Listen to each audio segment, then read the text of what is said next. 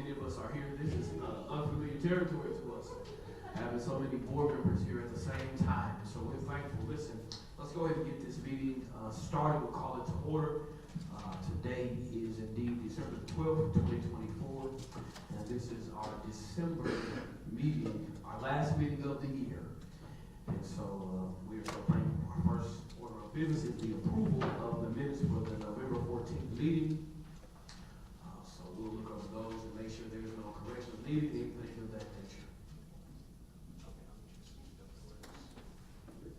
Move to approve minutes? Yes. Stephanie makes a second. All in favor? Aye.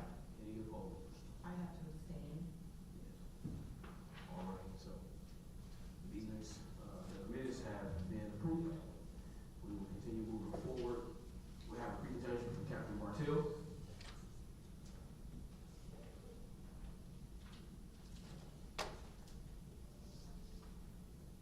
PSB policy overview. The influence, Captain Martell.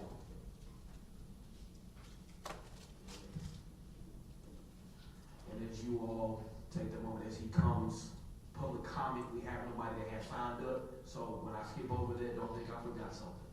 All right, because nobody has signed up. So we will continue flowing after Captain Martell.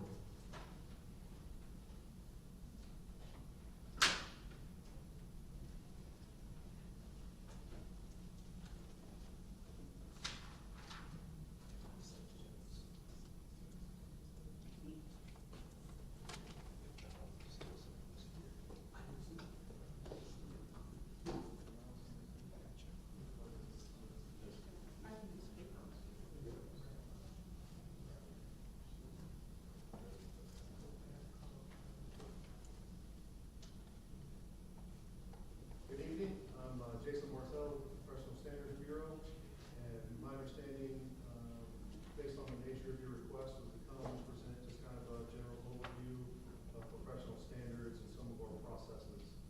This is going to be similar, so I apologize to those that have already attended the Citizens Police Academy. This is going to be some of the same information that you received there.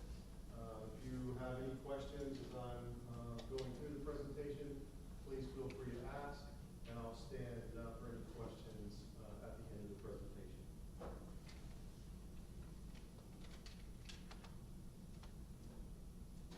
So the Professional Standards Bureau reports directly to the Chief of Police, which is Joseph Sullivan. Currently, Professional Standards has one captain position, one lieutenant position, 6 detectives, and an administrative assistant assigned to carry out the responsibilities of professional standards. The purpose of professional standards is to ensure that complaints and allegations against the members of the department are investigated in a complete, fair, and impartial manner. Ensure employees perform within the scope of the department's mission, policies, and regulations, as well as standard operating procedures. We conduct internal investigations, and part of our mission is to maintain confidentiality as we carry out those processes. How complaints are handled, there's 2 categories of complaints, internal and external. Internal complaints are generated from within the department.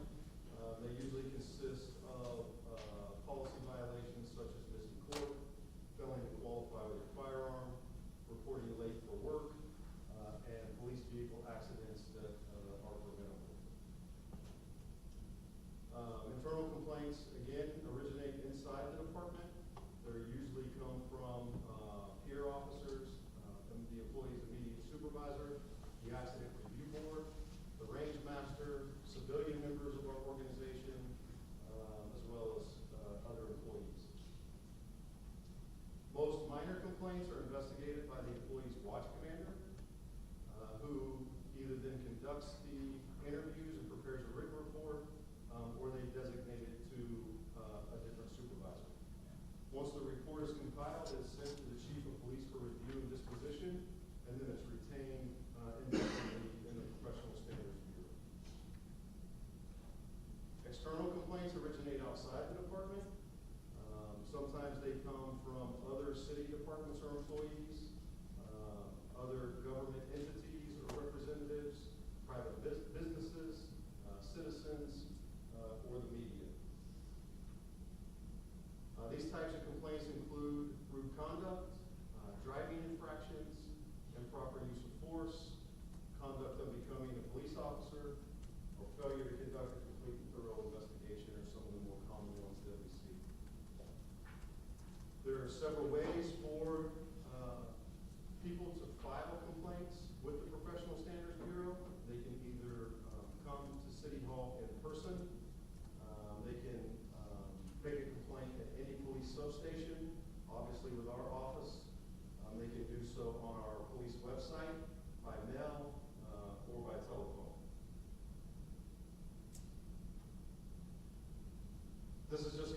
steps of how administrative investigations are conducted.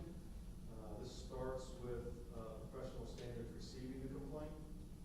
The investigation usually involves an initial interview with the complainant, where the department then identifies violations of WPD policy and regulations. Once it is determined that the individual officer violated policy or regulation, interviews begin, which start with witnesses that may have observed the actions, then any department personnel who are interviewed, and then usually the final interview is conducted with the focus of the administrative investigation. After all the interviews are conducted, the investigator gathers all of the evidence and evaluates it and compiles it into a report. Once the written report is generated, which will have an overview of the interviews and the evidence that were gathered in the investigation, it has been sent through channels for the individual's supervision to review. That review usually starts with the bureau commander, who will make a recommendation of finding or disposition, along with any discipline that they feel is warranted if an allegation is sustained. It is then reviewed by their division commander, who either agrees with the finding and the recommendations or makes his own recommendations to the chief. The final report is then sent to the chief of police to review and ultimately make the discipline decision on.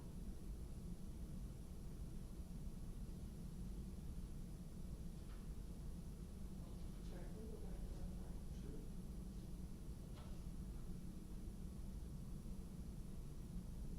That's just an overview on the slide of what I discussed. I jumped ahead a little bit before the slide, but that just kind of explains the process. Classification of the finding. After a complaint has been investigated, each classification or finding is assigned to each allegation. There are 4 possible findings, which are unfounded, exonerated, not sustained, and sustained. An allegation of unfounded, it means that the complaint was either false or not factual. Exonerated means that the incident occurred but was lawful and proper. Not sustained is that there is insufficient evidence to either prove or disprove that the allegation occurred. And then there's a sustained finding where sufficient evidence existed to prove that the allegation did in fact occur. Just unfounded, exonerated definitions of those 4 findings, which we just went over. There's another finding on here, stipulated? Stipulated, yes, I'm sorry. So, individuals covered under the collective bargaining agreement with the Fraternal Order of Police have the ability to forego an internal investigation by stipulating to the allegation if it involves allegations of minor misconduct. So if you look for our regulations, violations that are A, B, and C, if the violation is a lower level misconduct allegation, then they have the ability to forego the internal investigation and basically just stipulate that they did in fact commit the act of misconduct, and then there is no internal investigation that is conducted.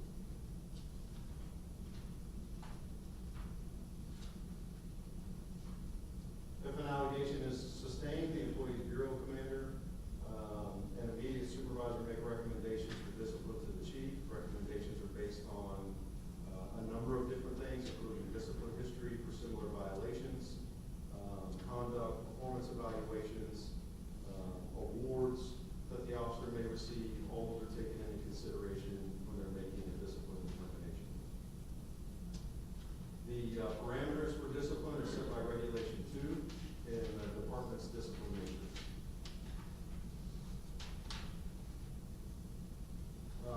The department uses several methods of discipline.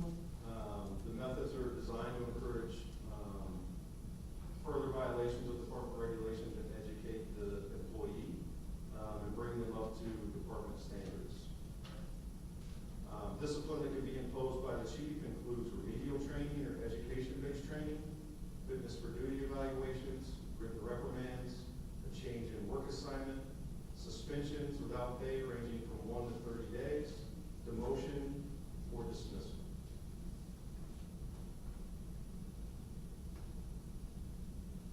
citizens are notified of the outcome of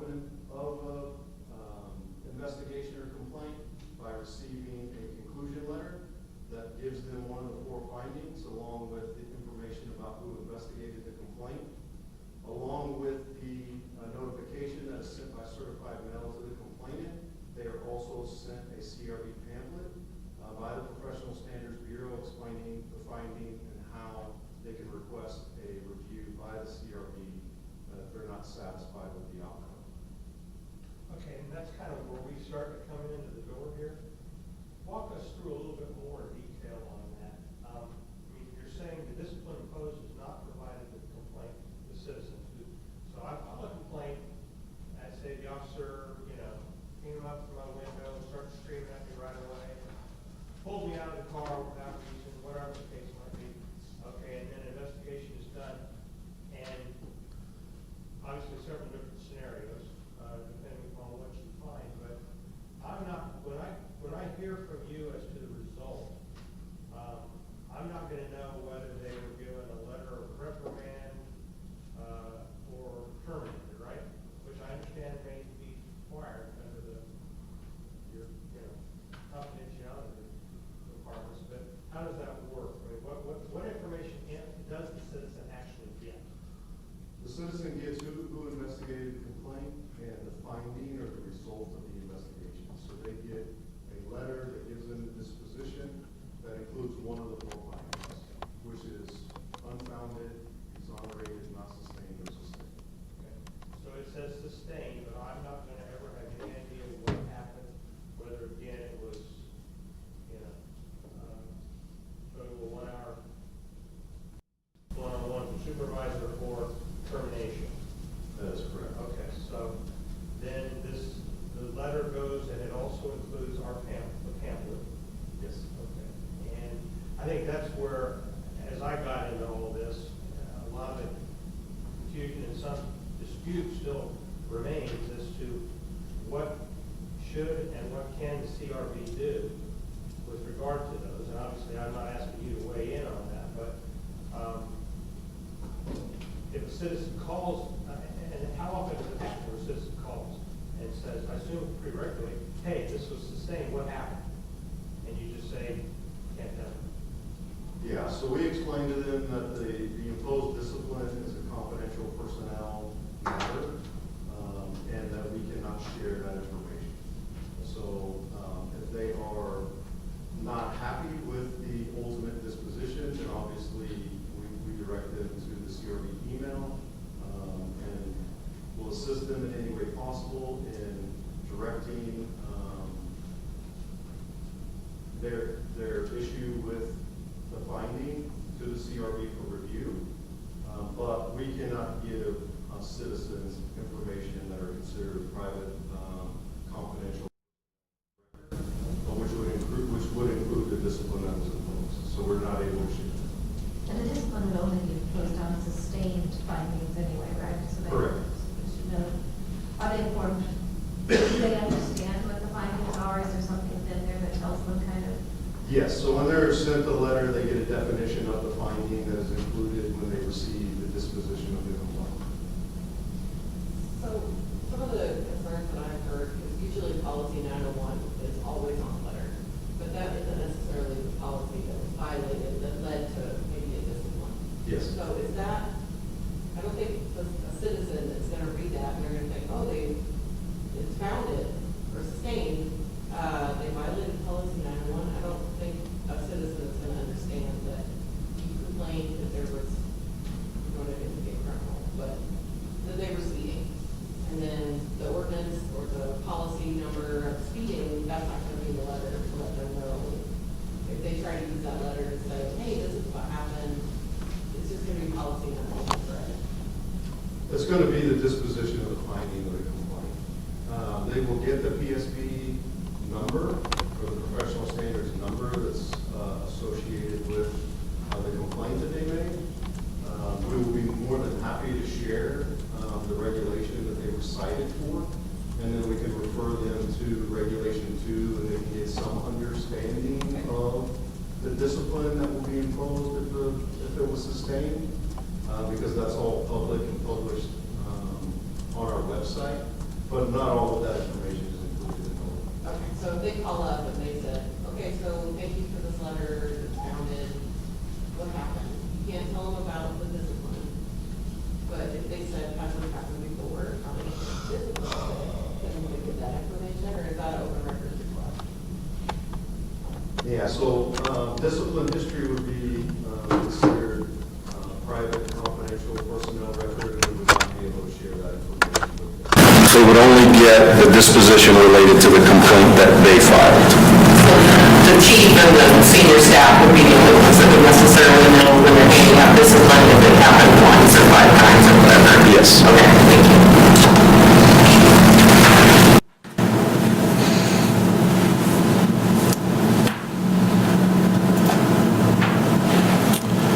Again, if a citizen's not happy with the findings, they can submit a request, obviously, to the Wichita Citizens Review Board to review the complaint.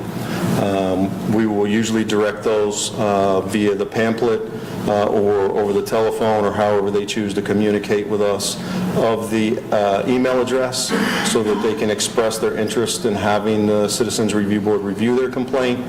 And then, obviously, you guys review it and make any recommendations based on your findings. And this is, again, I think this is the crux of where I'm certainly having continued problems with trying to figure out the direction that this board should take, or at least that I think this board should take, in that they're generally, it's my understanding that the general position of the city, as well as the department itself, is that, and I think it's based upon the contract, is that, well, once the chief makes a decision, that's the final decision as far as the finding and the imposition of any sanction. Is that your understanding? That is my understanding. That the current process allows for you guys to review the complaint, make recommendations, but it does not change the finding or the outcome of the discipline that was imposed or the finding or disposition in the investigation. And recommendations as to what, I guess, is the next question. I mean, what is your understanding, and I don't know that anybody I haven't found anybody yet who totally agrees with the next person I asked, but what exactly those recommendations, I mean, I guess we can recommend whatever, but what is the police department open to, or the city open to, with regard to recommendations?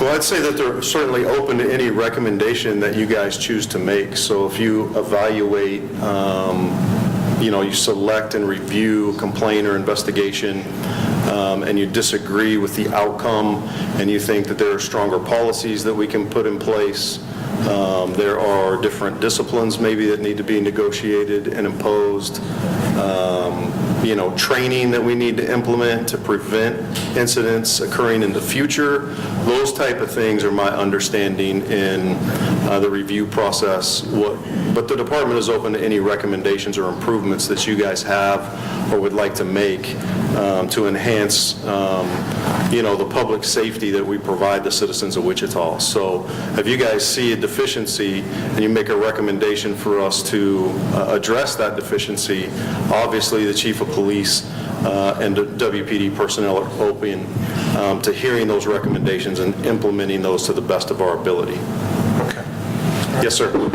Yes, sir. A couple of questions. The pamphlet, I don't know about other members of this board, but do you by chance have any copies of that pamphlet? And the reason I ask is because I think there's a little bit of, I won't necessarily say miscommunication, but some misunderstanding when it gets into the hands of the citizens on what this board's roles actually is.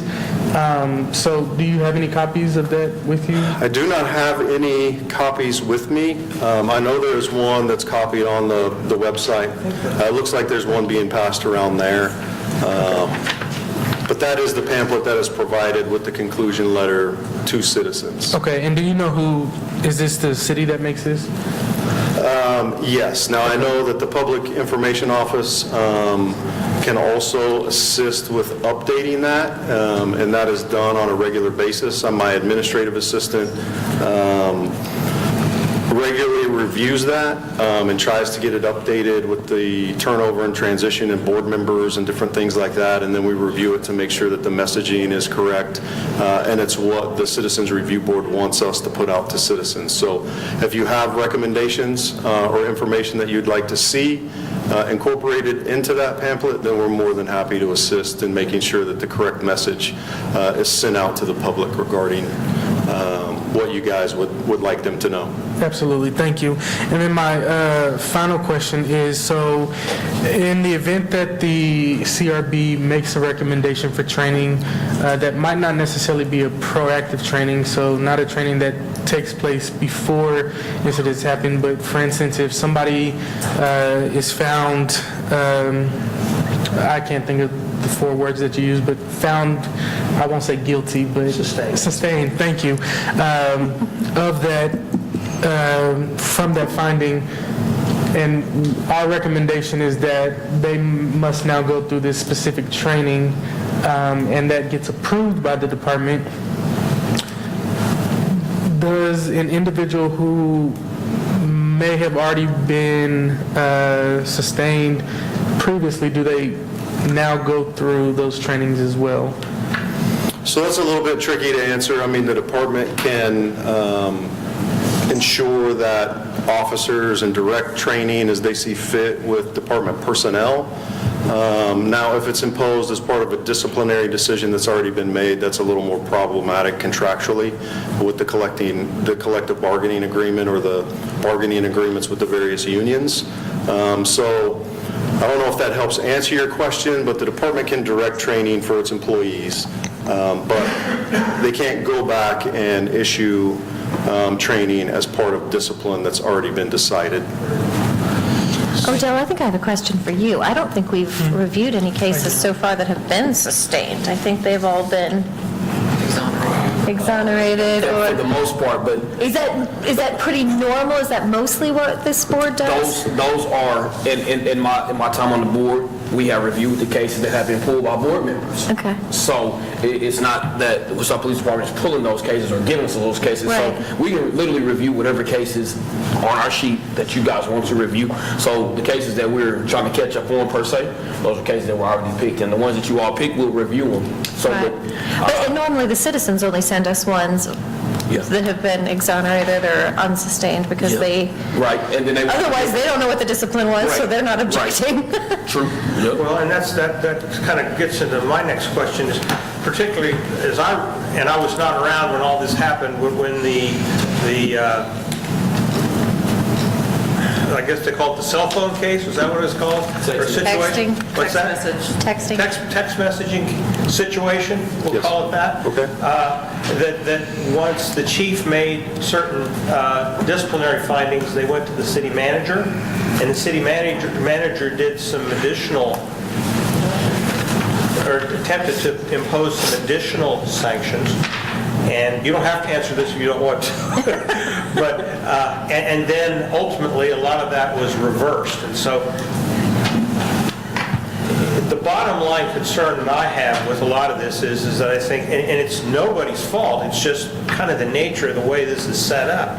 And I do think the pamphlet leads people in that direction, that this review board is an appellate board for the chief.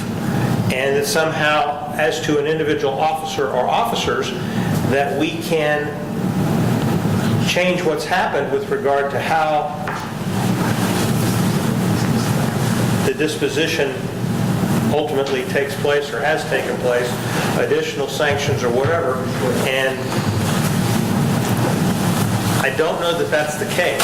I mean, what I'm getting from most of the folks that I talk to, including, I think, and I don't want to speak for the city attorney, but that basically, that's not our role.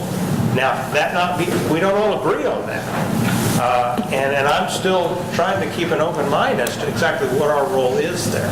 So I'm not going to ask you to answer that question, just any thoughts or comments you might have. You can ask them to answer without asking. Well, I mean, I understand. Sounds like a leave it over to the... You may want to refer to somebody else. Yeah, my understanding is that this is not an appellate board. It is an advisory board. So you can advise or make recommendations to the city manager on policy training and those things, but you do not have the power or authority to overturn discipline or impose new discipline. Yet. I would just like to say that, Joe, I that understand. at some point, if we determine as a board to make recommendations to change the ordinance or to create bylaws, because this is the weakest form of advisory board, we could decide to have a different type of oversight. So I would I don't like think to we can focus do on that, a though, little because bit. it's a collective bargaining unit. Like, we can't get involved in a contract Well, that we could make exists between... recommendations. Like, so I have a And question. my suggestion is we kind of save that. I just want to throw it all out there and then leave it set for now because I don't want to take up all of his time. But I mean, he's the guy. And so I want to be sure that we have as much of his input as possible, at least based upon his experience. So when we have those conversations, we've had the benefit of that. So I appreciate it. Hopefully I answered your question.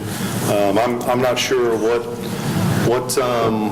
confusion was created in that investigation that you referred to with the public as far as the ability to overturn discipline, but it's my understanding that this is an advisory board that can make recommendations, but they do not have the power to impose new discipline or overturn discipline.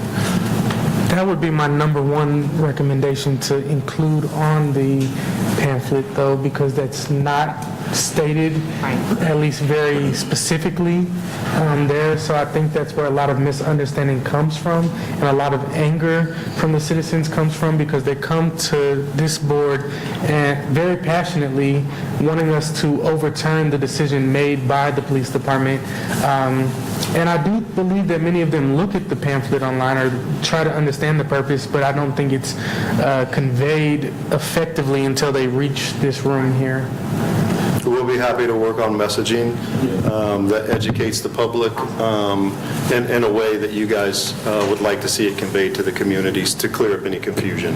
And I think maybe, and hopefully maybe January or shortly thereafter, we can all have a discussion about how that's, at least until we, if there's a move to change the ordinance or whatever. I mean, because I really think that's fundamental to anything we're going to be doing on this part of our role is, because the other issue is that we're reviewing individual officers' actions, and our charge is to make recommendations as to general training for, quote, the department.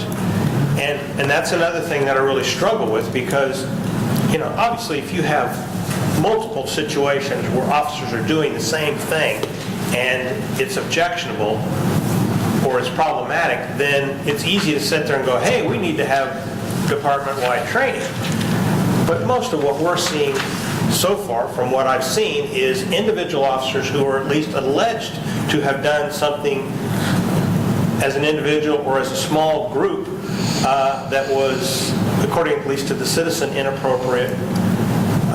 And so even if I might agree with that, does that mean that I need to recommend department-wide training on how to deal with a parent who has a domestic dispute and can't find,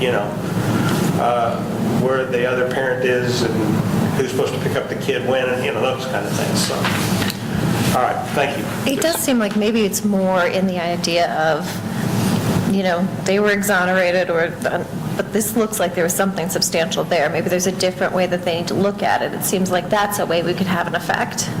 I also think I agree with that, but it's bigger. If we had the report, say, the citation data, which I know we're getting soon, it's more data on top of individual, that's where I think we would have better recommendations. If we can see an aggregate of, here's kind of a problem and a specific example of that. I think that's where our recommendations would come into play to kind of answer your question. And that's where it's so difficult with a board that has all these new members, because other than Odell, and, his memory has to be in high gear at all times, otherwise, if we see something and we think, hey, that shouldn't have happened, or it shouldn't have happened that way.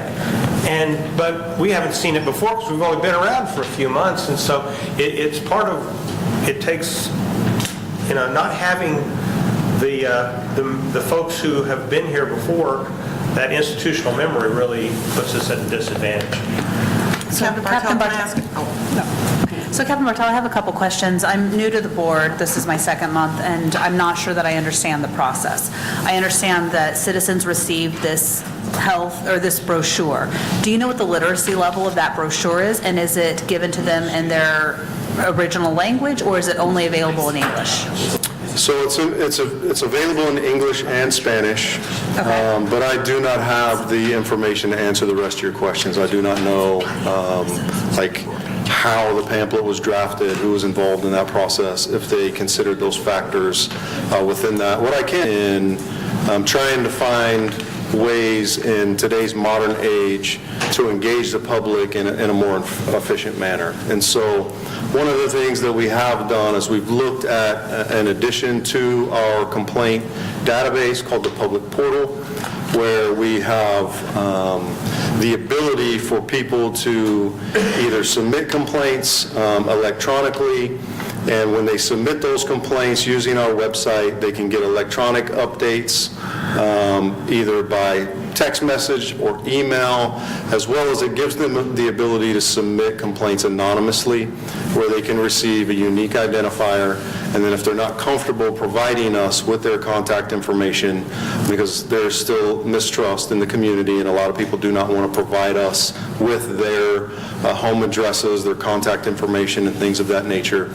It gives them the ability to go back to the website, enter the unique identifier, and get updates about the status of their complaint, where they don't have to necessarily call our office and speak to an officer or engage with us if they prefer not to. And that should be done in both English and Spanish as well.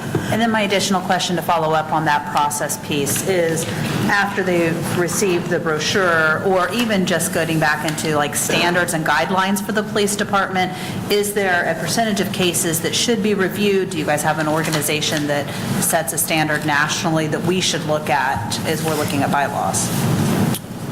As far as whether our policies and procedures and regulations are up to date, we go through an annual review process where those policies are assigned to various bureau commanders.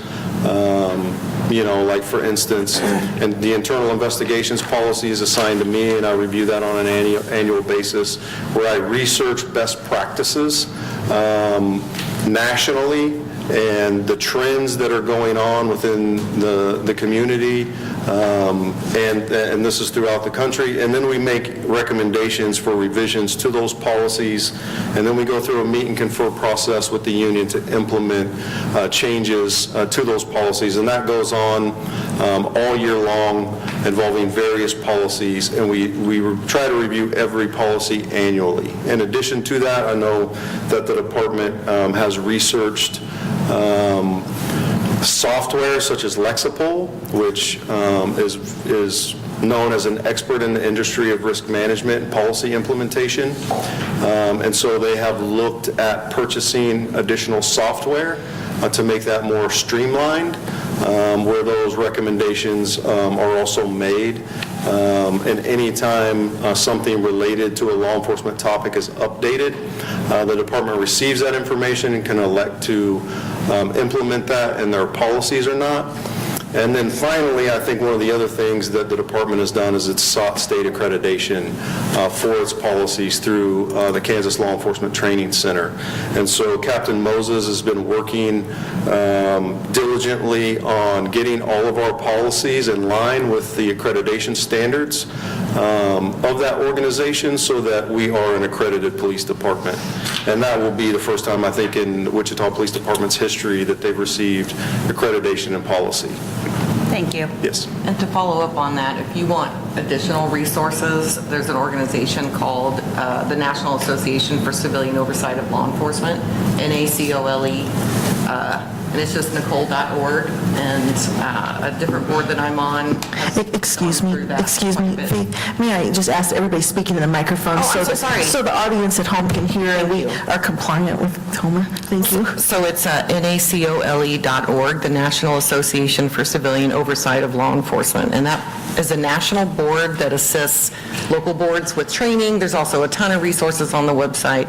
The subcommittee met and we talked about it was an ad hoc committee, sorry, we talked about Nicole as a possible training opportunity for board members. Like Joe has mentioned, there's so many new people, it's hard to always know what is it that we're supposed to know and do, and there's not like a training manual, like, okay, now you're on CRB, here's everything you're supposed to do. So Nicole is a great resource. And then Captain Bartel, I have a couple questions. How many, you were showing at the beginning, like, all the different types of, or all the different populations that do complaints. Under external complaints with city staff, is that, what kind of percentage of like external complaints would come from city staff? Because a lot of the ones that we see on our report are civilians that are, and I assume when I see that that's the population, but does that include city staff? The majority of external complaints come from citizens.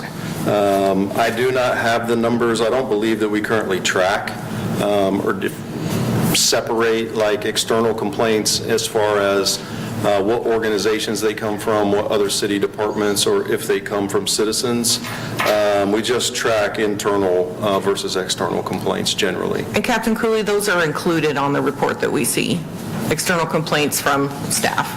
Yes. Okay, awesome. And then another question, the new contract states that an employee who is the focus of a complaint, and I got this off page 37 of the FOP contract, will receive in their letter, say if they're found to have violated a policy or whatever, that they get all of the witnesses and the names and addresses of all of the witnesses in that complaint. Is that correct? In their conclusion letters? The person that is the, I don't have the exact wording, the person that's part of the, it says the notification shall state the factual details of the accusations of misconduct, the order, the regulation, the policy, and this is going to the employee that's was found to have violated that. But the names and addresses of all witnesses and all the other material facts known to the city and employee. Does that mean if someone makes a complaint about an officer, they will not only have their name and address, but anyone else that was privy to that was witnessed, those names and addresses will also go to that officer? So I think you're referring to maybe the notification process when, But not to a complainant, to the person that is when an the officer nature- receives notice that Yes. they are the subject of an internal administrative investigation, we are required by contract to provide them with the names and information of the witnesses against them.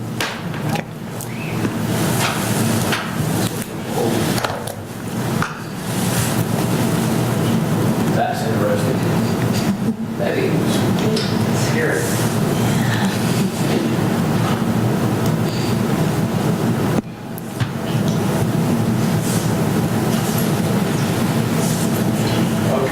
Okay, is he somebody else? Oh, well, I think it was. You want to finish before you let her go? Well, I think we need to let it finish. You want to finish that before? Yeah, I think we should finish his presentation and then, Just hold still. yeah. So just to wrap up here, the nature of misconduct, what is misconduct or what does the department consider misconduct? Misconduct occurs when an employee fails to act within the scope of his or her training and employment. Examples include acting in a rude manner, using profane language, failing to take action or to act appropriately when responding to a call for service, failing to follow policies, regulations, SOPs, and contracts. What is not misconduct? Occasionally, citizens call professional standards upset because they disagree with an arrest or a citation. These issues have to be addressed and resolved in the appropriate court of law, and professional standards does not have the ability to intervene or dismiss criminal charges or citations. Other investigations that are conducted by professional standards include civil claims that are filed against the Wichita Police Department. We also conduct reviews of officer-involved shootings, racial profiling complaints, use of force complaints, and any other incident that's assigned by the chief of police. And let me ask you a question about the racial profiling part of that. I mean, obviously, some of those end up being PSB cases. Do they generally always end up being PSB? Or is there a separate group of profiling cases that are handled in a different way? So all racial profiling complaints are investigated by professional standards. That is at the direction of Chief Sullivan. That's something that was implemented when he came here, as we were reviewing our processes and seeing how we could better serve the community to uphold public trust and maintain the integrity of our department. So as it stands now, all racial profiling complaints are investigated by professional standards. And they would be assigned a PSB case and would, I guess, those would show up on our list on a regular basis? Yes, that's correct. Okay, thank you.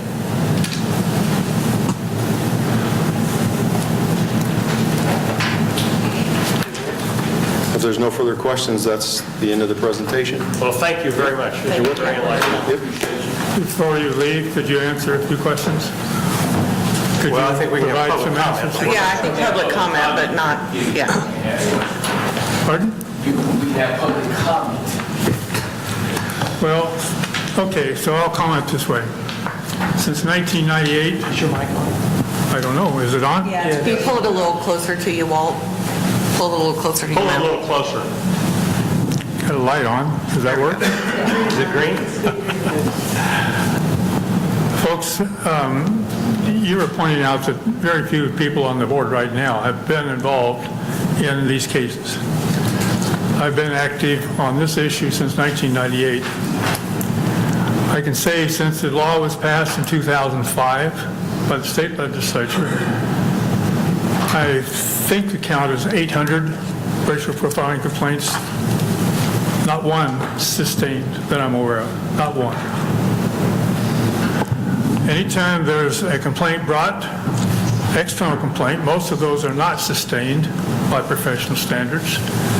They are disproportionately kept under the rug, basically. There's always, well, the officer was right in his actions or her actions. And the complainant, if it's a person from the community, no, you just got it all wrong. And many times when we see the reports up here on the screen, you're going to look at 2 cases today, and we'll comment on those later. Those are often very edited, so you only see a part of the body camera. You don't see what took place before, why it is this person's under arrest for being beaten. All those things are left out of the discussion. So here's my concern. This board right now has no teeth.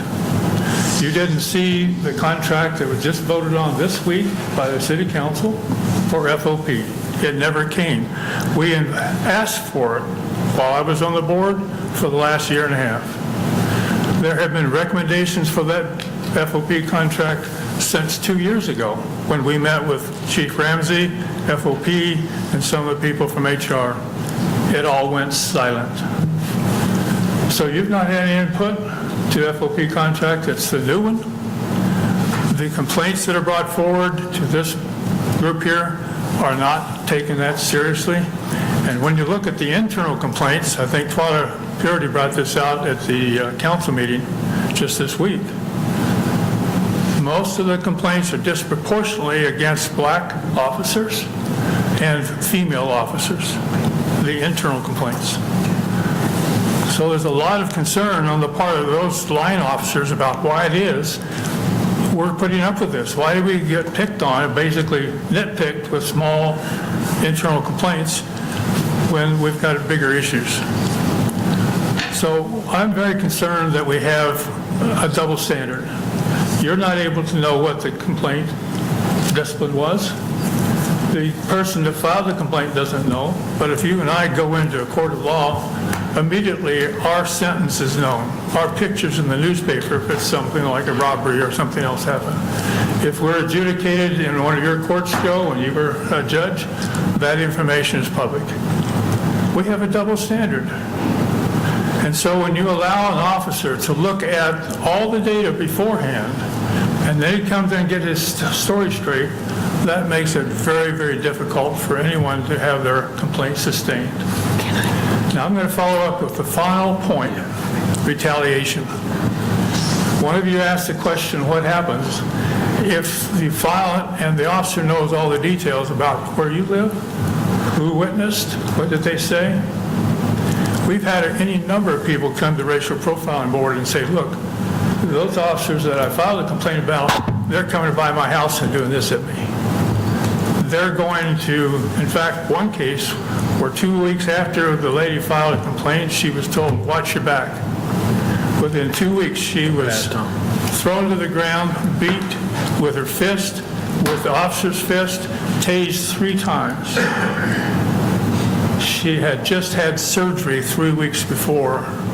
This whole thing doesn't make a bit of sense. So I'm asking you, please, when you have an opportunity, find out what's the rest of the story on professional standards and why it is you still don't see any summaries that have any details. Sorry, Walt, that's your time, but I want to respond one thing. I will be requesting that I'll be making a motion to this board at some point, since the contract has already been approved. We can still give recommendations on the next contract. So at some point, I'll be making a motion to recommend that this board review the contract, or review the current contract to make recommendations for the next one, if it has to do with the CRB. Thank you. Well, did you want to, I see you signed up for public comment, did you want to stay there? Did you already, I want to make sure, because I don't want to be held accountable for taking your time. On the PSB stuff, this is really important. You're supposed to review, you're not even seeing policy before it was implemented. You didn't see the contract before it was implemented. You don't see the actual cases. The summaries you're getting in this report here, I don't know how anyone's supposed to know what this means. Before, we were getting much more detail, and then it stopped. You're not able to see hardly anything in these descriptions.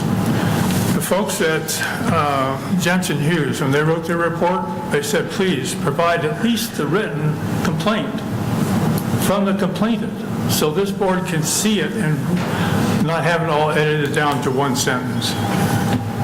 This is important. You need to hear from the person who filed the complaint. What is their concern? If they took that much time, why? Now I have a number of other things I wanted to share with you in the open comments. You have a documentary that hopefully each of you will listen and watch. I'll send you a link to it. It's called Driving While Black. It's a PBS documentary that's out now. It's 2 hours, but it goes through the long history of how police departments over the years have been used to basically control people. Their movements particularly, and disproportionately file complaints against black drivers and Hispanic drivers. So it's called Driving While Black, and I'll get that information to you. We've talked briefly about the fact the FOP contract was just approved. The main concerns from the Jensen Hughes report are not included. They've had 2 years to get those things negotiated, and it's stall after stall after stall, and they're still not in there. It'll be another 2 years before that contract's up for renew. So in the meantime, these things we just talked about being able to see your file before you go in and have a discussion with professional standards, those are still there. The officers have that privilege. Now, I'm very concerned about the fact that this board is trying its best to get itself organized, but you don't have any teeth.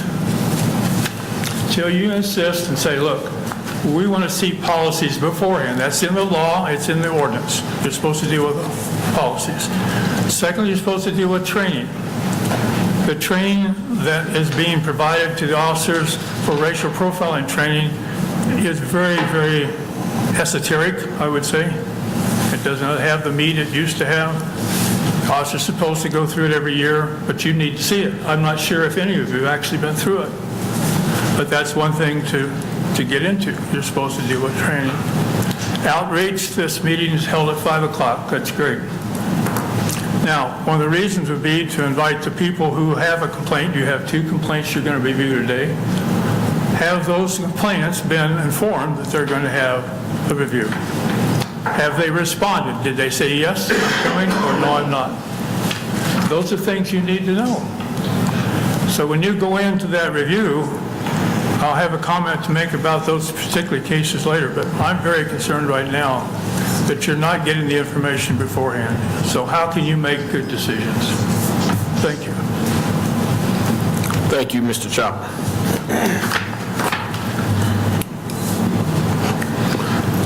I have, before you go, I have been a part of several different PD trainings up at the Training Bureau. I've been allowed to speak and share about racial training, things of that nature. I've been able to take part of those. I can't speak for anybody else, but I know I have. So I really believe that they're doing a great job trying to get training in front of our officers, doing the best they can. So I was just a part of one on Friday. Was able to go to Tulsa with the entire recruit department and went through a cultural training. Wonderful training, very eye-opening, very sobering. I was able to speak and share with the recruits, with the cadets. So yes, sir, I've been a part of those trainings. I will say that. And I believe that those trainings, we're going to be having those at the first of the year. I think someone said January, February, we're getting... Absolutely. So, Brother Gregory, Okay. did you want to go first, Mr. Sure. Now, have we ever seen policies before they're being implemented, if that is a role of the board? I guess would be the question. Is that a role of the board? Not that I can remember. Should we be? Then I'll ask that question. Should we be if that is the policy and ordinance? I would love Be that. privy to before they go into effect. Has that ever happened? Well, and I'll ask We've been Jennifer. able to review.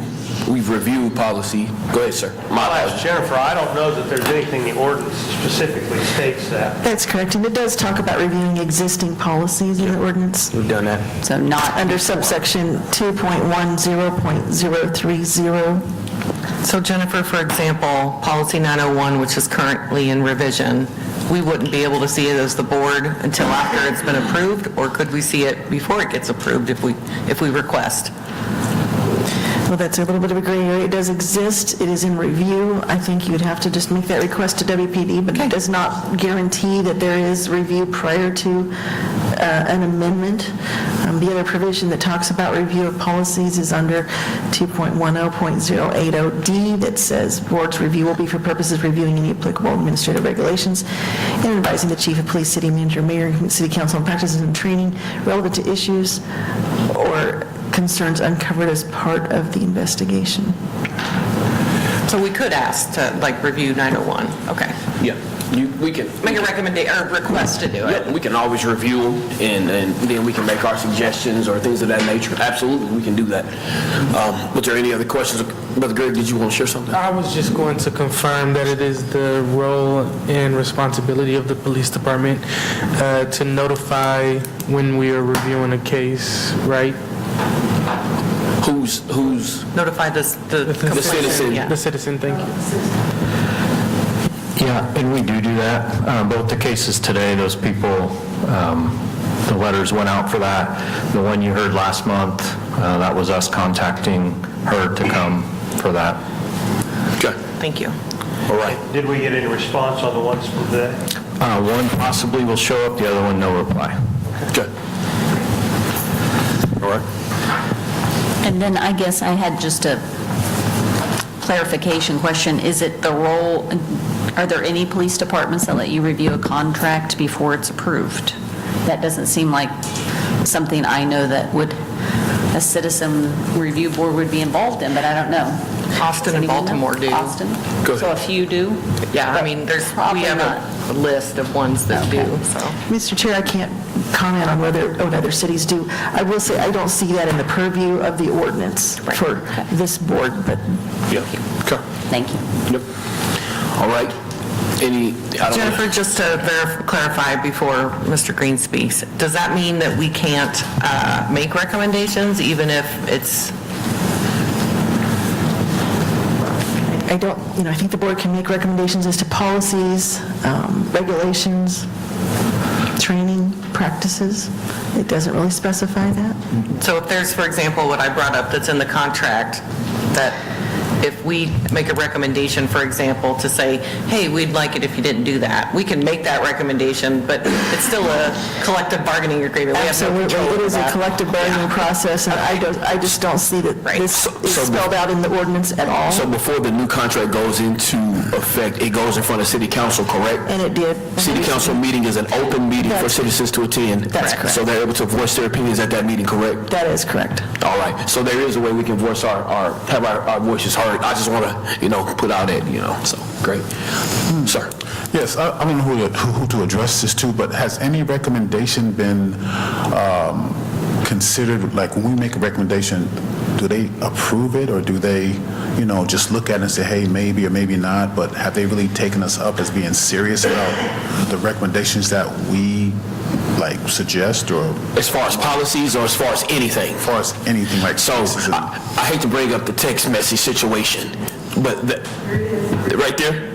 So we were given a synopsis of cases that was picked by me. That's, I haven't received any threats or anything of that nature because I picked the case. No one's been hiding in the bushes by my house. It's not, I picked the case and it was reviewed. It went back into professional standards and it opened up a whole line of things.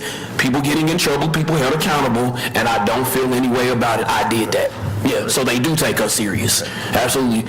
Every now and then we do have some teeth, sir. Well, I was going to say, Mr. Green, it takes one thread to unravel the whole sweater, sir. One victory for me is good. I'm going to keep fighting for our city. Yes, sir. So I'm going to take that one, Dr. Chappell. Prior to that, Mr. Green, we met with, I think Detective Pinkston was in charge of the FOP at that point, and they had said that they hadn't implemented any recommendations, but there had been recommendations submitted to them. So I do think that they're open to hearing them. Absolutely. I just don't think necessarily we may have made enough to get, it's a percentage, so I don't think we made enough to actually. Any other questions, comments, or concerns as we move forward? Last one. Go ahead. Yeah, no. In the past, was there more of a viewing of the written complaint? Was that more detailed and fuller description? So each board has been different as far as how they want the paperwork lined out. They want this in there, they want that in there. So ultimately, as a group, we can really decide what we want to see on our reviews. If you want more meat, and they can give us more than the synopsis or less. We had it where our agendas were super thick, and we, so it's really up to us how we want it laid out, right?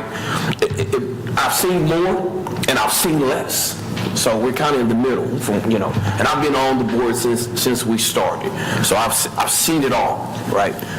So it's up to you. And Chair, an ad hoc committee already did meet to discuss what the board, and this board did review that and approve it, and already sent to Captain Cooley. And I believe this is the first one I wasn't here last month, that's my fault, but this is the first one I've seen that has it in that format. So we did, as a board, say we like these categories and this information as far as like how much detail is in the summary. And if you all don't see something and you want to see it, let's make it known. We're not going to get it if we don't ask for it.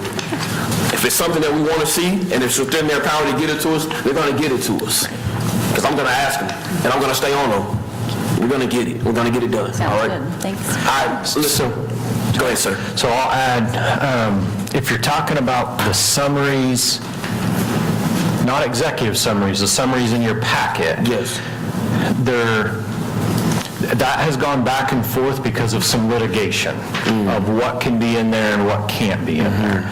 So that is all the public forward-facing information. That's the same information. If you guys have been on PSB's website, it's the same computer software, really, that explains Jensen Hughes, the dashboard. It's kind of looks the same. Starting in September, all the information, the same information you guys get, goes public-facing for everybody. So at some point, in theory, PSB's caught up to September, and really, there shouldn't be any more printing of the summaries in your packet other than printing them from the internet, because it's all public-facing. But because of the back and forth, that's why the summaries in that packet read the way they do, because of the litigation that happened with those summaries. So in the executive summaries, I write those. So if you're referring to that, there can always be more, but we're always in, like it's already, like we've already hit our hour mark, right? So I try and give you the nuts and bolts of it. So it depends on which summary you're referring to. Good? Captain Cooley, does that mean that the summaries that we're seeing now is a recommendation that we were waiting on from legal and that we won't receive more than that, or are we still waiting on that? No, we're still consulting about that. Okay, perfect. Ms. Howard, I think you were referencing the ones that we get in here, though, right? Yes. Okay. So, yeah, I think she was referencing. Okay. The other thing I'll add is on policies. We gave a list of, like when I first got here, so some of you weren't even here, of all the upcoming policies that were coming to review for the next month or however far out. We stopped because none of them were picked, so I can continue to do that, to bring those. Hey, in February, these are the 5 that are coming due for review. Give us your feedback prior to our review. Is that, you guys just got to let me know collectively if you want the list of upcoming due policies. Right, okay. Chair, do we need to make a motion to have that added, or can we just, Captain Cooley said he'll include it in our report and that's good enough? Legal, is that just us? We got to make a formal I motion? think this is in the record now Yes. sufficiently. If you think it's sufficient for the record, I don't know that a motion is required. Perfect. Thank you, Captain Cooley. Thank you, Cap. Appreciate you. Did you want to continue with new business? Or did you already share? Sorry, the only other thing I'll add is that being able to review the investigation prior to your interview in professional standards was eliminated the last go-around in that contract. So focus officers can no longer review the packet of everybody's investigation prior to them going into PSP. Okay. All right. And then, Captain Cooley, before you end your piece, do you want to talk a little bit about the RMS and the impact to the dashboards that we'll be seeing? Yeah, so in council Tuesday, council approved moving forward with a new RMS, which is a record management system. The one we have now keeps track of cases, caseloads, case investigations.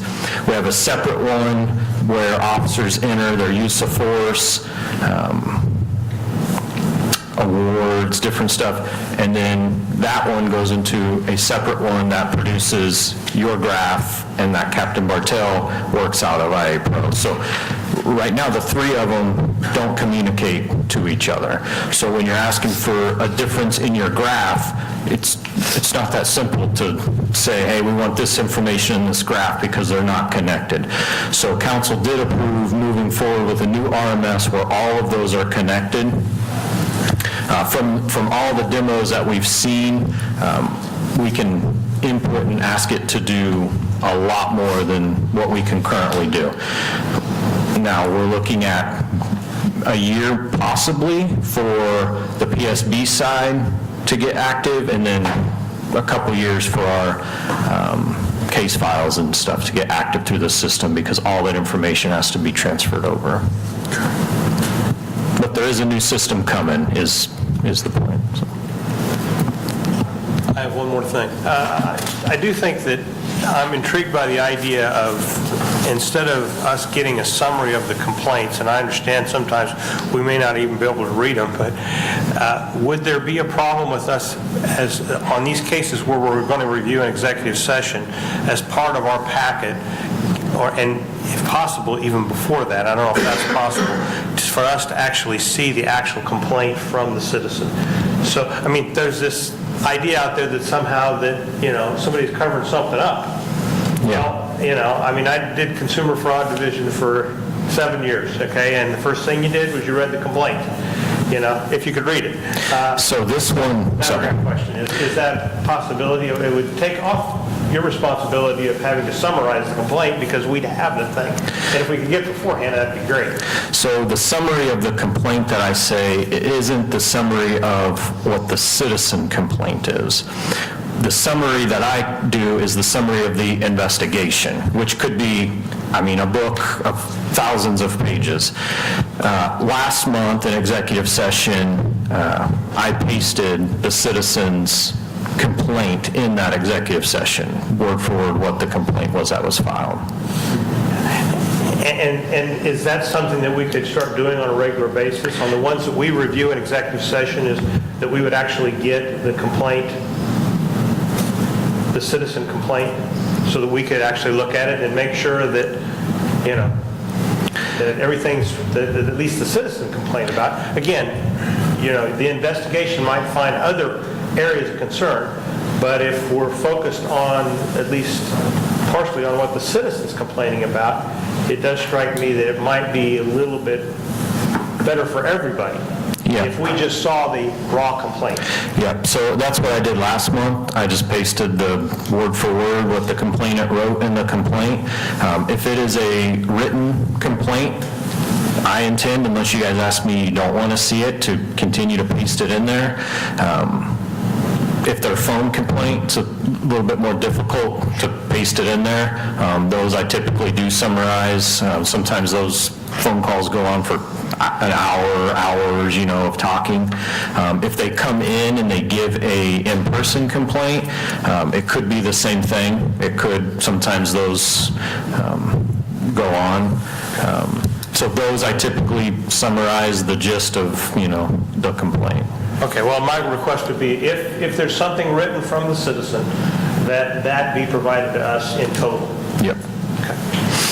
Jennifer, would that meet the recommendation for CRB to review the complaint form based on what Captain Cooley just said? That we're already sort of getting it, but like the copy of it, I mean, it's really just a difference between him copying, pasting, and giving us the form. Would that still be an open recommendation if we're actually getting that information? There's not guidance that you have to see the specific complaint. The ordinance does say the board shall establish all procedures necessary to implement the review of post-disciplinary matters. So that is probably under the purview of a procedure. Okay. I don't think it's a requirement, but I was talking about the Jensen Hughes recommendation. So if we ask that the form, like Joe said, the actual complaint form, if it's filled out by the complainant, sometimes it's over the phone or an online form, if the Jensen Hughes recommendations was for the CRB to actually see that complainant form, if he's providing that information to us, would the nature of that recommendation be met then, the Jensen Hughes recommendation? I think that's a factual determination for the board to make. Thank you. All right. Dr. Cooley, do you have anything else to share with us during this period of new business? No, I think we kind of went out of order there. It's, I think you've got the WPD update too, so. Good. Do we have any other questions of Captain Cooley before we let him off the hook? I do have one. So just to better understand this summary form here, so for instance, like 24 PSB-1840 being listed on there twice. So like, can you just explain like the purpose of that not being lumped into one?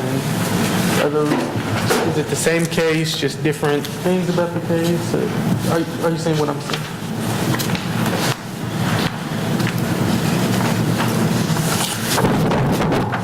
Sorry. Yeah, it's two different officers, so that's why it's broken up into two different line items. Okay. Is that typically then for like when we see 24 PSB-2606, it's two different officers? Yeah, that's anywhere you see it. If it's duplicated, generally it's because there's, you know, there was two officers on the call, and so both of them had the complaint filed against them. Okay.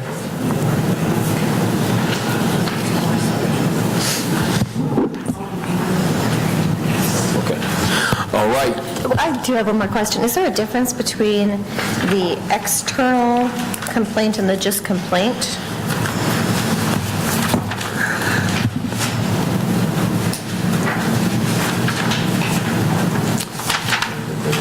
Oh, I think, are you talking about 33, 39, 31? Well, some of them say Yeah. internal investigation, external investigation, some just say complaint, like I don't Oh, I see it know now. what the difference is in those. Yeah, I'll have to get with Captain Bartel on that. Again, it's, the system is spitting that column out. So that's why I was talking about with the RMS on the system, but it's just external and internal. Okay. Those are the So two. the ones that are just listed as complaint, those are all external?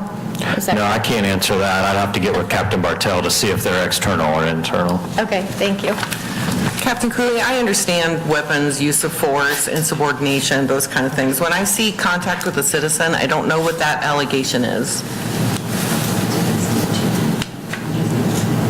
So contact with a citizen is on there multiple times. So I don't know what the complaint is, that they were contacted, or what does that mean? Which number are you looking at? So for example, I'll just go to the very last page, 24 PSB 5154. There's a complaint, I'm sorry, it's on 3 of 3. There's a complaint, and then it says alleged allegation, contact with citizen. The contact with citizen is the general, all of our regulations are broke down into general things, and then there's all these subcategories in there. So the contact with citizen is going to be that specific, like we have a policy that says this when you contact a citizen. So we won't see a summary or anything until those cases are closed, because these are the open cases, correct? These are the closed cases. So that's, the summary's off to the right. So it was contact with citizen is the PSB technical violation. And then the summary's to the right, the complaint of rude conduct by an officer. Okay, I'm sorry, I was looking at this page, and I wasn't looking at the back page, so. I know until we get that cleaned up, that's gonna happen, that was my mistake. I can see it right here now. Apologies. That's the two different. Yeah. Right. The summary with the graph is why we do the second summary. Yeah. And for one more time, I'm so sorry, because I know unfounded and sustained and not sustained and exonerated, but can you remind me what stipulated means?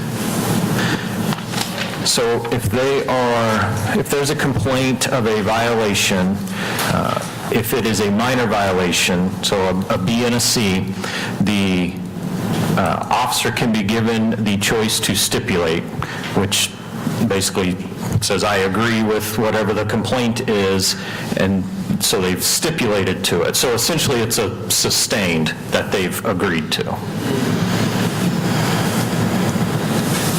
So if they stipulate themselves, is it a less of a consequence? And then second half of that, how long does it stay on their service record? So it is all contractual. So when you look at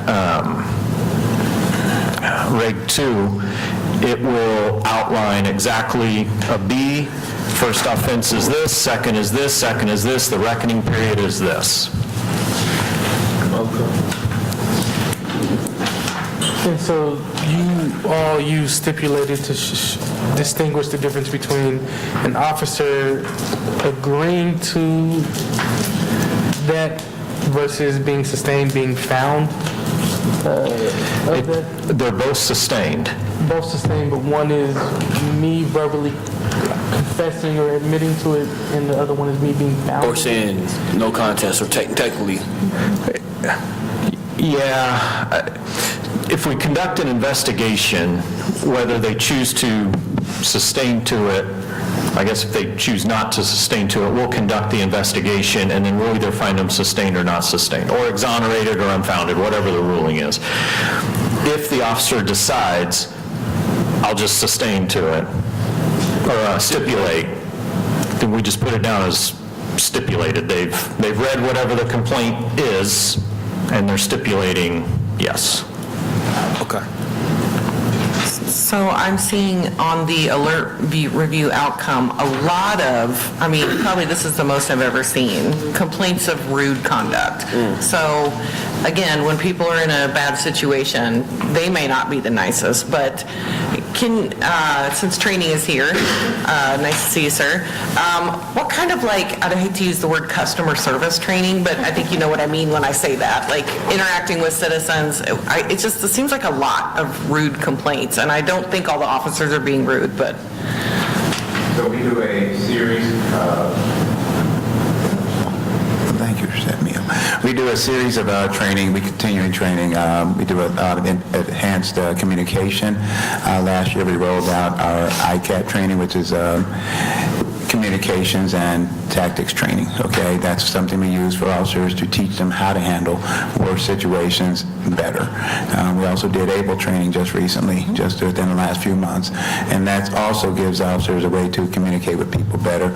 It's also included in our CIT training, which we're getting ready to do again. So this is stuff that's continuing on in our department, and that's just something, it's part of the nature of being in law enforcement is to continue doing that.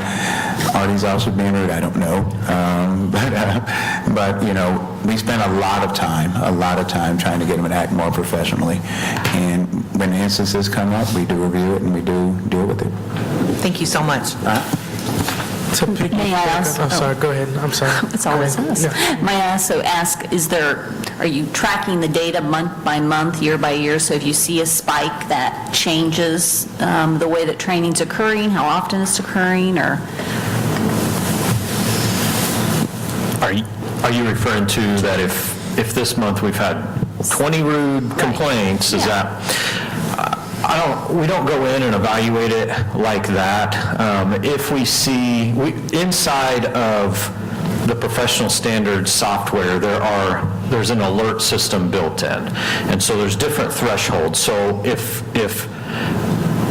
officers are meeting certain thresholds, it flags, hey, their use of force or their conduct or whatever needs to be looked at. Doesn't mean, they're guilty of anything. It just means maybe they've had 4 this month or something. So inside the system itself, can you guys hear me? Yes, sir. Okay. Inside the system itself, there are built-in safety measures in there also.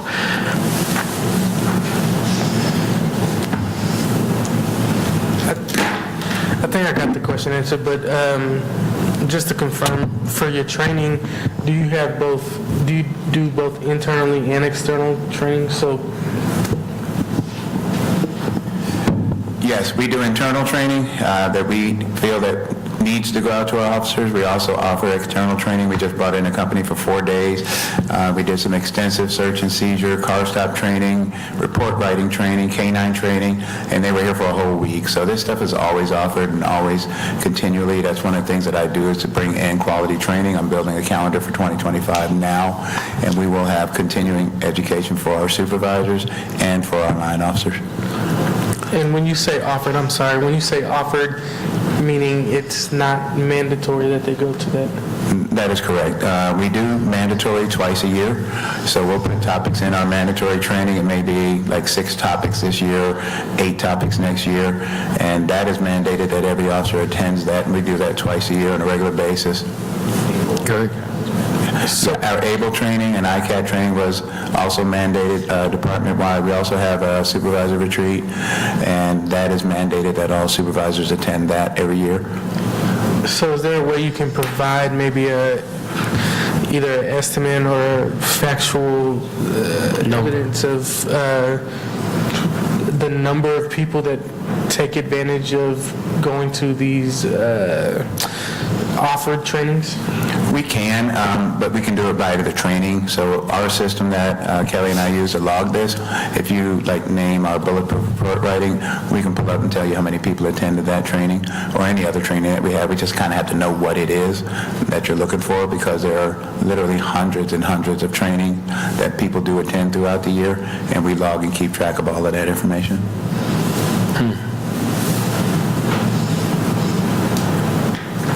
All right, you all. This has been a very meaty meeting. We need to get to our, we got to appoint our subcommittee for bylaws and officers. Terry, just one more thing. The subcommittee has not met to provide this board any recommendations because we were waiting on the kind of the decision on how much information the subcommittee could get. Yep. And so as soon as we hear about that, we'll start meeting again, and then we'll provide recommendations to the board on, hey, here's some cases you might want to review. Okay. Good. Yes, sir. This will be the last time I comment today, but I wanted to bring up, you have on your agenda, discussion with Captain Cooley about citation analysis. Okay, it's on your agenda. So I will speak to that very briefly. Here's a handout I have. We'll pass it this way.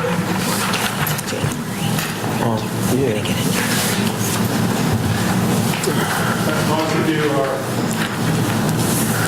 new to the board. In February of 2021, this board voted unanimously to have citation analysis data presented. It was supposed to be in April of that year. We waited 2 years before we got any data. It was supposed to be quarterly. We finally got it 2 years later. We haven't had anything since April of last year. So this is a policy position of the board back in May of 2023. And basically what we're trying to say is, may we please find out why there's a disproportionate number of stops of black drivers in this community. Why? The chief was supposed to speak to that when he was here last meeting. He didn't. But it's a very important question, isn't it? Dr. Berzer and I both have made presentations about data from 2016 through 2020. There have been 6 studies total since 2000. I mentioned that before. What I'm asking you to do is to read this proposal, see if you can implement it, make sure that the police department understands this is a primary function of this board, is to stop disproportionate enforcement of the law, particularly of traffic citations. The other thing I would say to you is, please, the police department knows how to do this. They have data analysts, 5 of them. I've worked with some of those last year.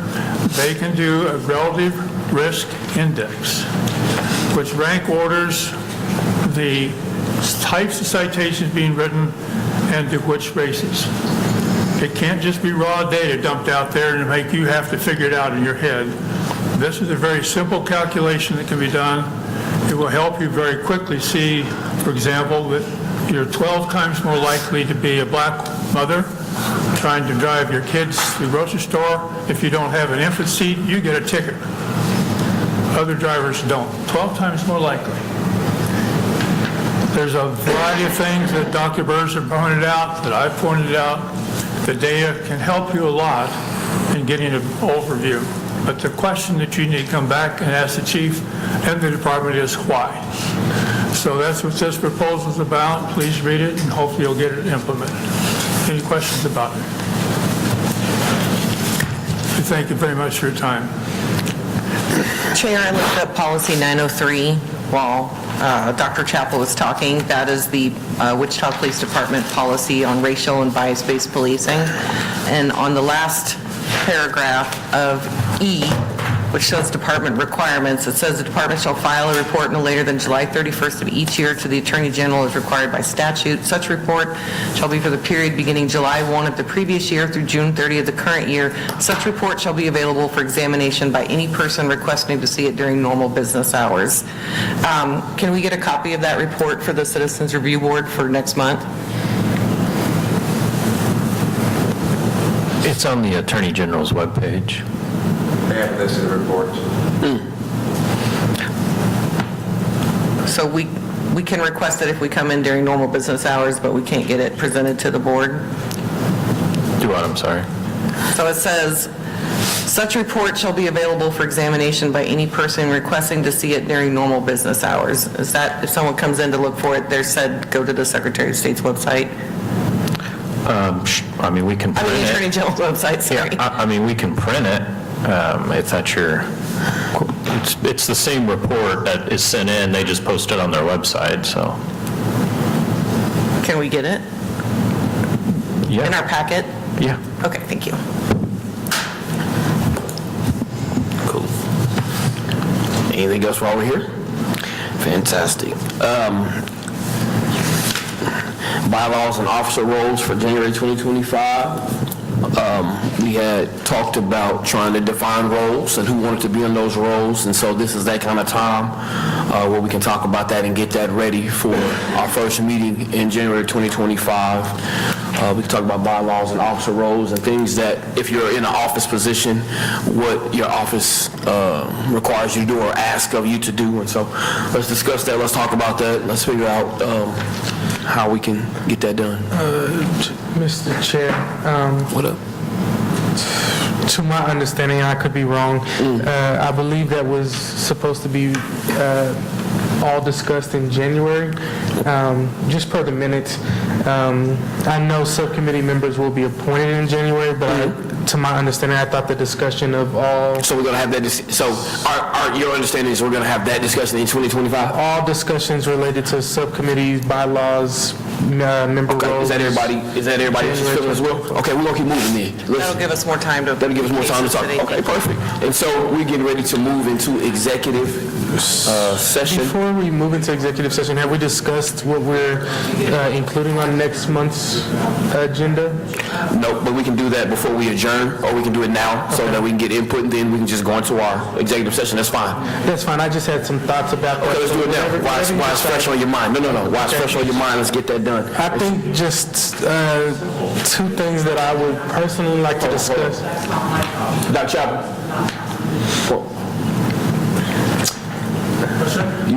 Yeah, I was just asking if we can kind of keep it lower. We're trying to discuss the meeting. Just two things I would personally like to discuss at the next meeting. I know the next meeting might be a little bit filled, so, but I would like to ask for an update on the Jensen Hughes, more specifically the PPMC strategic plan that is in the Jensen Hughes report. That's the only thing under the Citizens Review Board that still is marked as in progress. Everything else is marked as completed. And then also maybe looking more in depth into and having a discussion about the contract that was mentioned, such as the information being released to the officers, but just having more deeper discussion on that, thoughts and recommendations that can be made. Yes, sir. Yes, sir. Okay. Any other thoughts for our January? Well, I don't want it to be lost. I appreciate the training the last couple of months. I think maybe next month, we got a lot going on already, so I'm not going to, I probably am going to try to come up with a suggestion next month for some additional training, maybe in February, March. Okay. And the other thing that's still kind of hanging out there is there is this ordinance requirement that we all have the training from the Attorney General's office. I want to get sure I get the, I think it's racial profiling training, and I've contacted the Attorney General's office. They informed me they no longer provide that, and so I've heard that.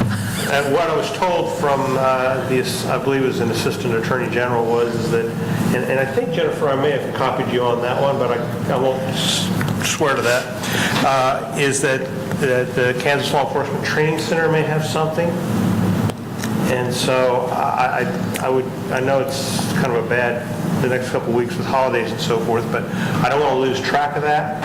And maybe in January, if Tree or somebody could check with the Law Enforcement Training Center and see what they have so that we could access, if it's online, so we can all access. If it's something that needs to be presented, then maybe we can find a special time for it. It is in the ordinance required. It specifically says that given by the Attorney General, but since it does no longer exist, I suppose we can be forgiven by somebody for not meeting that requirement, but probably ought to, in good faith, try to see what we can come up with. And I think it is obviously an important part of our charge here. So maybe in January, if could maybe by the end of January, or the January meeting, Tree, if you or somebody could at least see if that exists and how we would access it, I would appreciate it. Yes, sir. Thank you. He's looking for it now. We're pretty sure it's on their website, so we'll send, if we can find it, we'll send Shanita the link and have her send it out if they have it posted on there. Thank you. I can speak. I am on their website right now. They have it outdated, that the current sitting judge is the instructor, which is not the case, I don't believe. So I am emailing now to find out. Great. Great. So since we're on the subject of trainings, several of you are already in the Citizens Police Academy, correct? We're done. Well, I didn't get an invite to the graduation, so that's why I didn't know. Okay, so. Shade. Yeah, the shade is thick tonight, I see. So everybody got it? So everybody's taking it, everybody's good with that? Everybody. Well, we have a couple new learners. Taking the spring, that's also a requirement of the board to go through the Citizens Police Academy. It's one night a week, correct? You all can tell him better than me. Who was the president of your class? Her name is Iris Martin. Oh, okay. I was the president of my class, let me say that. I was president of no other class except for that class. So, no, great, fantastic. So I appreciate that. Then let's also, those who have to take in the spring. Also, you all, this is a great tool to have. If you haven't done it, you have to go to the counter over here. Yeah, but we're going to the library after this, so. Yeah, but still, anytime you come to City Hall, I'm at City Hall all the time. It helps you. It helps you bypass. And, I try not to. On a cold day, when you need to get in and handle some business, you know what I'm saying? It just really helps. I'm not gonna lie to you. It really helps. Do we I'm here all have the time. cases scheduled for January that we're looking at? One more time? Do we have cases scheduled for January that we're looking at?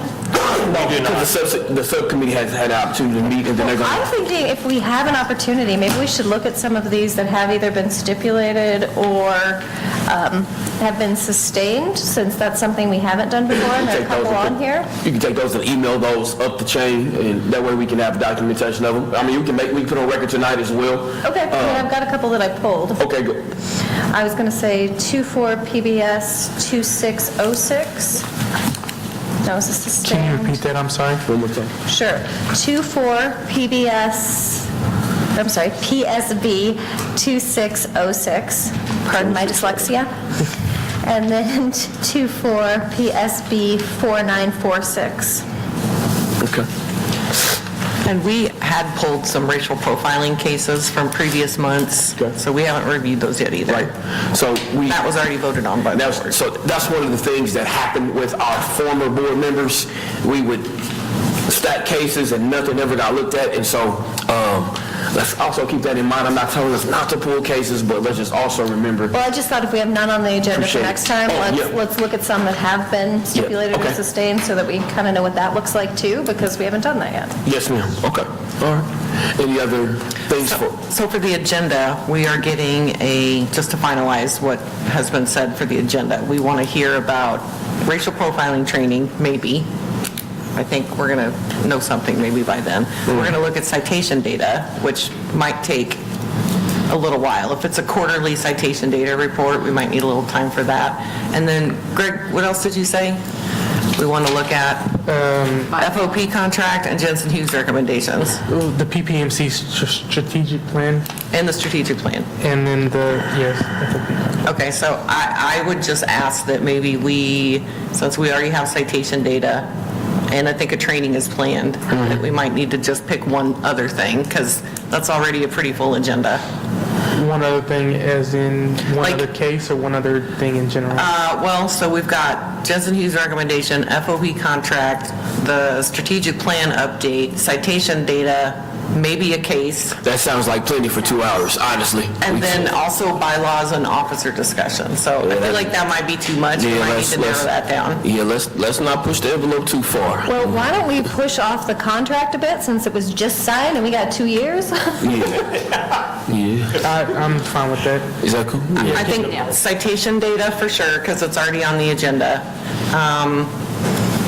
The strategic plan, I think we probably should get an update, since that was like 7 months ago that they approved that. And then board member and ad hoc or whatever committee for. Bylaws and officer roles. How does that sound? I just don't want us to get us, because here we are already, we got 25 minutes left and we still have 2 cases to do. Oh, yeah, and I gotta leave on time today. And then board members to select, or officer positions to select, and a subcommittee to form. So that's a pretty full agenda. That's a lot to do in January. Yeah. Okay. All right, everybody's in agreement with that? I think Shanita had. Shanita, just. If we can do a motion, that way I can just, Sure. that's what I want to do, because there's so many things. I move that the agenda for January of 2025 includes the quarterly citation discussion, the training that will be provided by the City of Wichita, the strategic plan update, the ad hoc board for bylaws creation and discussion, and the officer position descriptions. Did I get it all? Sound good to I me? second. I thought the officer position descriptions were part of what the ad hoc committee was going to do once we formed it. Oh, sorry, did I misunderstand what this agenda item said? Oh, it's a discussion. That's cool. Not creation, a discussion. It's been moved. Well, just for my clarity then, the cases that were discussed, would those be pushed to February with the passing of this motion? Oh, no. I don't think that includes executive session. This would just be a motion to review things during the public session. Is that good, Josh? So we'll still review the cases during executive session. Good. So it's been For that clarification. moved and seconded. And then for clarification, the bylaws is the bylaws of what this committee would typically do and not, you talked about a subcommittee and that's what. Well, it's an ad hoc committee to create the bylaws for this board. Understood, thank you. Moved, seconded. Draft, I guess. Questions have been asked. So, vote. All in favor?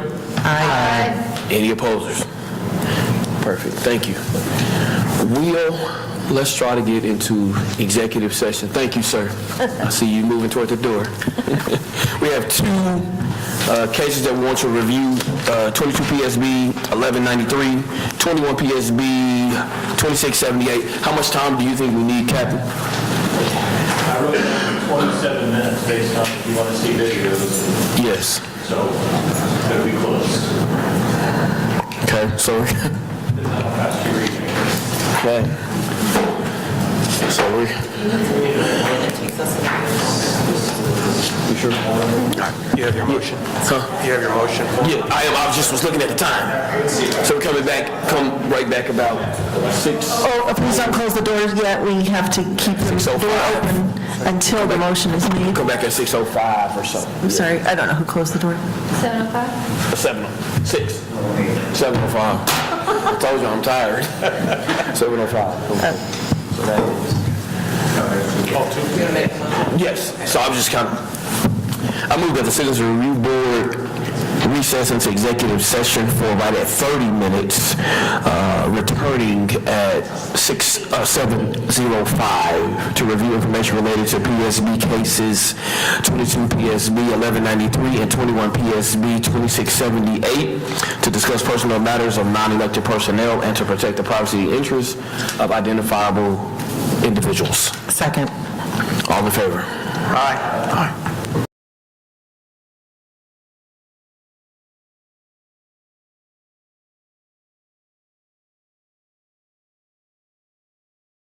This meeting will resume back in this room. I'm sorry, at 7:05. I'm so sorry.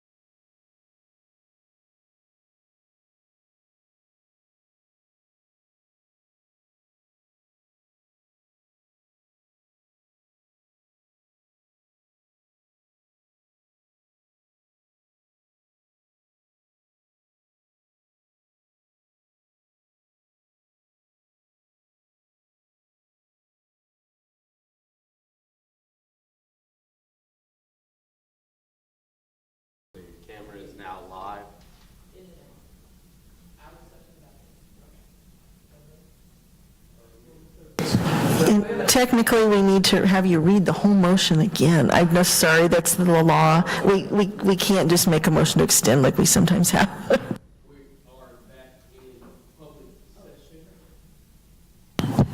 My apologies. We're back in public sessions, but I do move that the Citizen Review Board go back into executive session to discuss review information related to PSB. What I do in my where is it? 22 PSB 1193 and 21 PSB 2678. I think we need about 20 more minutes, so we will return at 7:27. We will be discussing personal matters of non-elected personnel and also to protect privacy and interests of identifiable adults. We will resume the meeting right back in this room at 7:27. Would you accept a friendly amendment to that motion? Sure. Sorry, would you accept a friendly amendment to that motion? I would amend that we finish 22 PSB 1193 and table 21 PSB 2678, since we're already over time, and we review that in January. All in favor? Aye. Any of those who are opposed? One. The ayes have it. Fantastic. Your video's still live. Oh.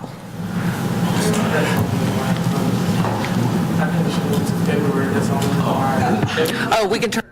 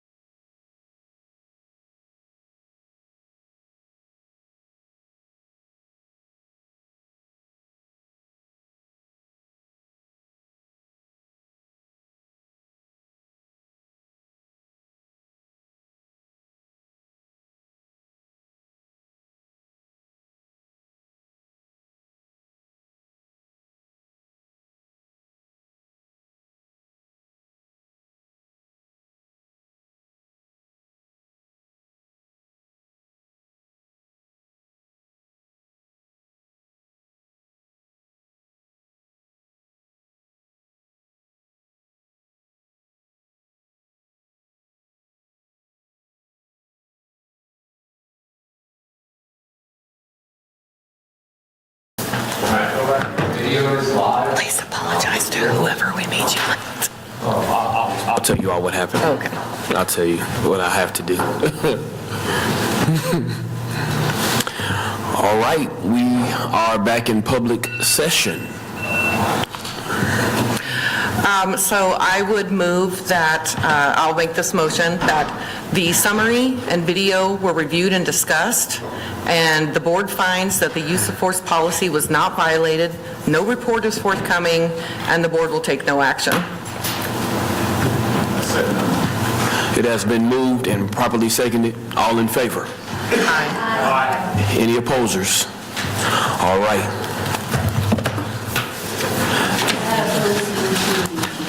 To the motion. But not really what was found in the motion. Okay. So do we need to change something? No, I think that was a question. I'm sorry. Oh, okay. Next time, we need to bring it back to the board for discussion after we second it, is what you mean, right? Did I give you both? Yes. So you would have...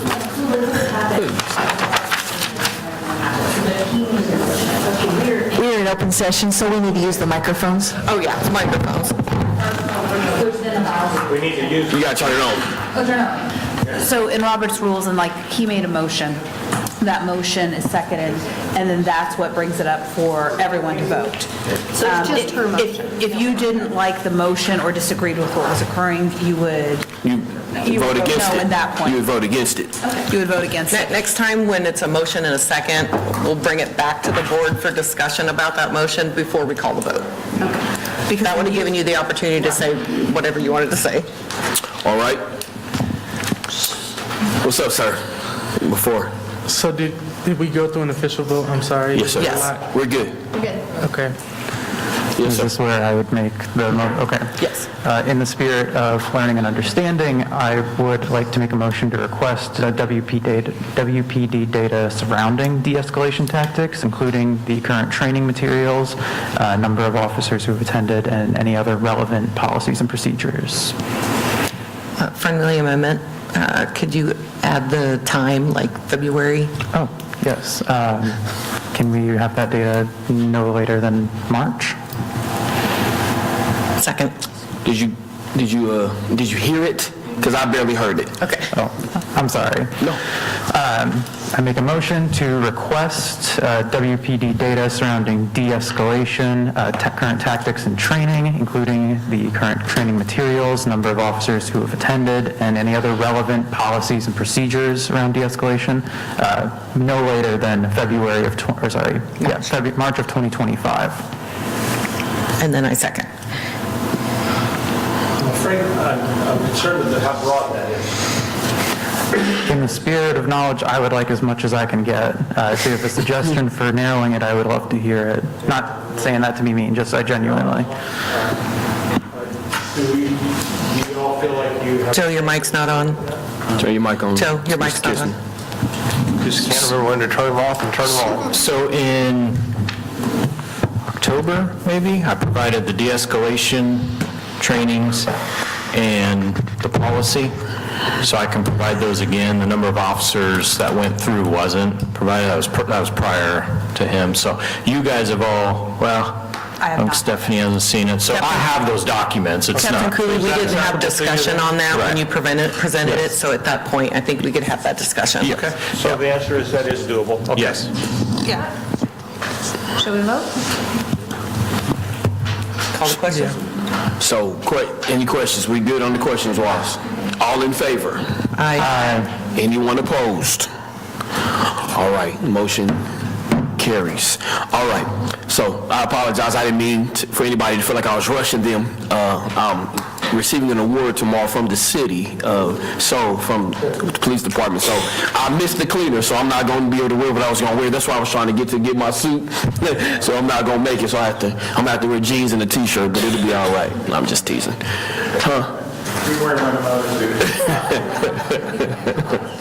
Our next CRB meeting will be January 23rd, 2025 at 5 p.m. at the Advanced Learning Library. It will be in the Keely Stevens Boardroom, 711 West 2nd Street here in Wichita, Kansas. If there be nothing else, There was one thing else, I'm so sorry. Faith, you a few months ago had gave us a list of board motions that is still sitting in my email that we never revisited. And so I just wasn't sure to add back to your memory for next meeting if you wanted to bring that back up or email out to new members to review as well, just because I believe only one of the three that you sent out got approved. Do you remember what I'm talking about? I do, and I think, Jennifer, he can email the board as long as none of us reply, just to remind everyone of Open Meetings Act. So, Greg, if you want to send that back out to all of us, those motions that I sent you? Okay. Yeah, so send it out to the whole board, and then we can either discuss it or table it for January. But don't reply all. don't reply all. Right now. All right, everyone else good? I'll make a motion that we recess and conclude our meeting for today. Actually, may I say adjourn? Is the term Adjourn. I make that we adjourn, that we adjourn for today. Second. All right, all in favor? Aye. All right, gotta go. I am pretty sure you got a lot of effective suits. No, we got